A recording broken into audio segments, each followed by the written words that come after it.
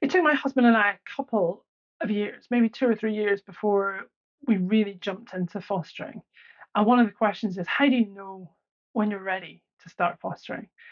And so this video has been made for you, those people who have done a few of these things, maybe do a few of them more, um, to know that you're ready to take the next step into fostering and contacting your local authority or an independent fostering agency to get started, make that first connection, that first phone call.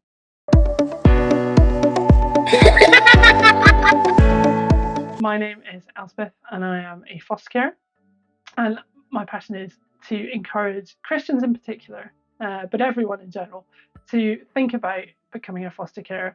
And these videos are definitely for beginners, those seeking out their first steps into fostering, and how you can get on that path and be successful.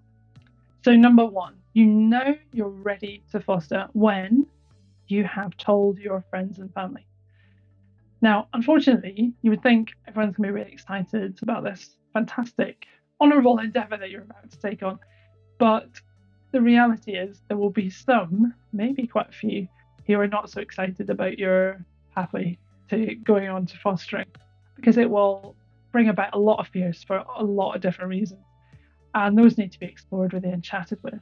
So if you haven't brought that up with your family and friends yet, and you're considering fostering, I would say please do it. Because odds are, later down the line, when you are fostering, you're going to need those people to help you with respite or care or taking the kids out for a couple of hours to the park or whatever. So winning them over a little bit even would go a long way. Number two, you know you're ready to foster when you've considered the practical things. And by that, I mean, have you actually got a spare bedroom? Do you need a bigger car? How are you going to make that work financially? Who's going to be your support system? Is it going to be a family member, a friend? And we're going to go on to finances, the other practical. So, number three is a biggie, is the finances. And no matter which way you cut it, you have to look at this. We know we don't go into fostering for the money. Things have got better a little bit in the UK. There's a bit more tax breaks being given for foster carers, which is good. So you get a lot of earning without having to pay tax now.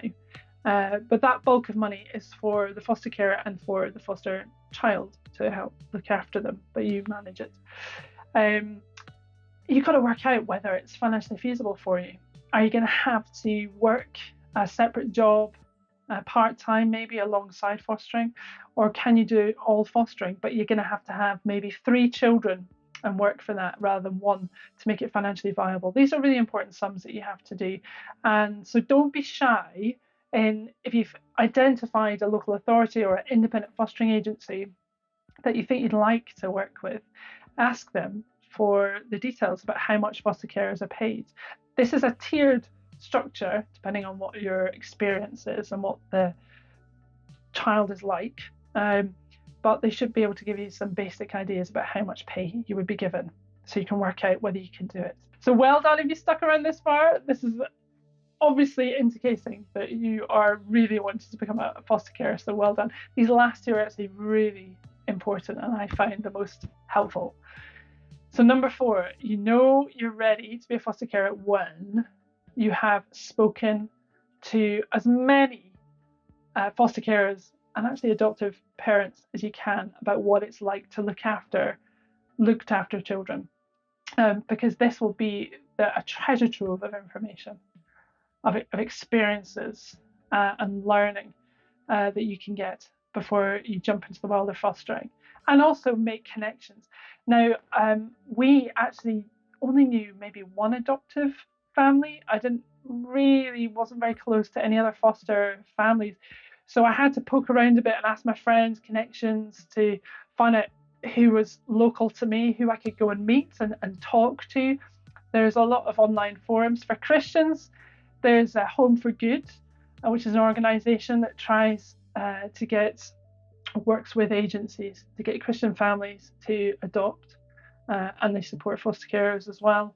And they have groups regionally that you can join But this is so important to go and speak to someone who is fostering, to get a real inside picture, because you may not get a lot. And that's one of the problems why I've started up this YouTube video series, is that there's not a lot of information out there.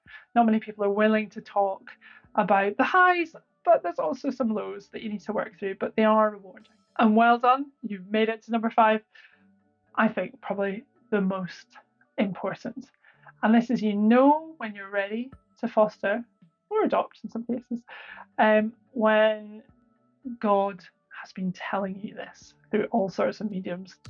I mean, for us, we were at a Christian conference, and for some reason, the songs that were sung at that conference, just the words adoption seemed to leap out at us and just really tugged at my heartstrings, and you just couldn't ignore it. So we actually went to, I think it might have been a Home for Kids seminar teaching session to go and find a little bit more about it. But it was a couple of years later before we actually stepped into fostering. But God will also bring maybe prophetic words or Bible verses to you.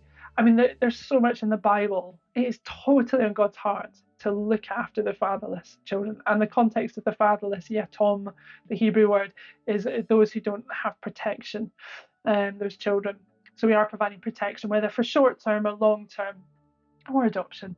So it's totally on God's heart. And if He's telling you to do it, from life experience, the best way is to obey. But it is challenging. So that's when God is with you, when He's tugging at your heartstrings and giving you all these messages. So go try fostering. God bless.